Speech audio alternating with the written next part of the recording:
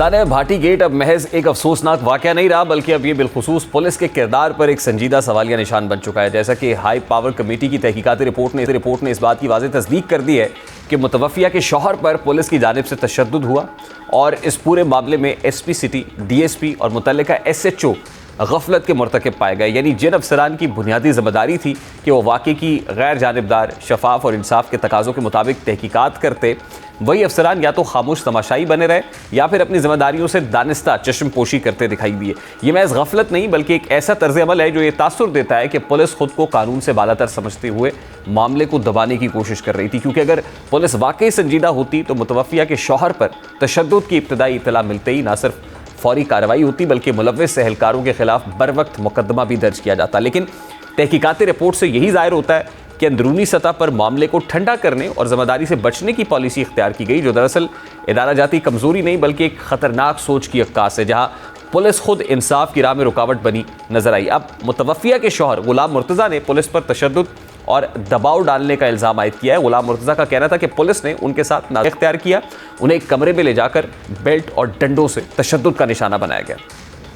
SHO ज़ैन अब्बास थे, वो मुझे ये कहते रहे कि हमने कैमरे चेक किए हैं, आप किसी कैमरे के अंदर नहीं आ रहे। मैंने ये कहा कि कहीं ना कहीं तो कैमरा लगा होगा, उसमें मैं आ रहा हूँगा, तो उन्होंने मेरी बात नहीं मानी। उन्होंने ये कहा है कि आप हमें सच बता दें, आपने अपनी बीवी को किसी रिक्शे वाले के साथ बिठा दिया हो, इस तरह की नज़ेबा बातें करते रहे हैं कि आपने खुद कहीं भेज दिया है, ये किया है, वो किया है, तो या आपने खुद कहीं अगवा करवा दिया है, ऐसी बातें करते रहे हैं। तो उसके बाद मुझे ये पीछे कमरे में ले गए, वहाँ पे SP बिलाल साहब थे, तो उन्होंने मुझे तशद्दुद किया। मैं इनको कहता रहा हूँ कि आप वेट कर लें, रेस्क्यू को और चेक करने दें, मैं आपके पास ही हूँ, मैं कहीं जा नहीं रहा। अब यही वजह थी कि गुज़श्ता रोज़ वज़ीर आला पंजाब मरियम नवाज़ ने सानिया भाटी गेट पर इंतज़ामिया को कटहरे में खड़ा किया और उन्होंने नाअहली छुपाने के लिए कमिश्नर लाहौर, DC लाहौर और DG LDA से ना सिर्फ जवाब तलबी की बल्कि प्रोजेक्ट डायरेक्टर टीपा जाहिद हुसैन और वासा के उस्मान बाबर को नौकरी से बर्खास्त करने का हुक्म दिया। मरियम नवाज़ का इस हवाले से क्या कहना था, ज़रा उसकी एक झलक रखता है।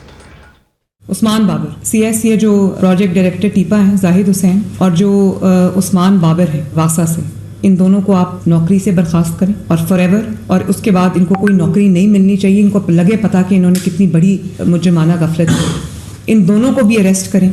उसके साथ मैं दोबारा दोहरा देती हूँ, जो प्रोजेक्ट मैनेजर है IG साहब काइंडली नोट कर लीजिए, CCPO साहब असगर सिंधु, उस्मान यासीन, दानियाल, पूरा नाम क्या है, दानियाल व्हाटएवर, सेफ्टी इंचार्ज, और अहमद नवाज, चारों को अरेस्ट करें।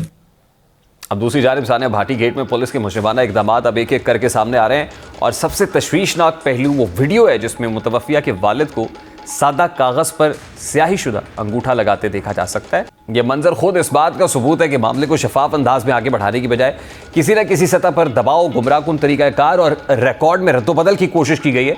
अब पुलिस का मौक़िफ़ है कि यह अंगूठा दरख्वास्त मुकदमा में जो है उसके लिए लगवाया गया, क्योंकि इब्तदाई दरख्वास्त में सेफ्टी ऑफिसर मोहम्मद दानियाल का जिक्र था, जिसे बाद में दुरुस्त करके दोबारा दरख्वास्त दी गई। लेकिन सवाल यह है कि अगर वाकई नीयत साफ़ थी तो फिर तस्हीह का अमल तहरीरी तौर पर बाकायदा कानूनी तरीक़ाकार के तहत और मुतासरा ख़ानदान की मुकम्मल आगाही के साथ उसको क्यों नहीं किया गया।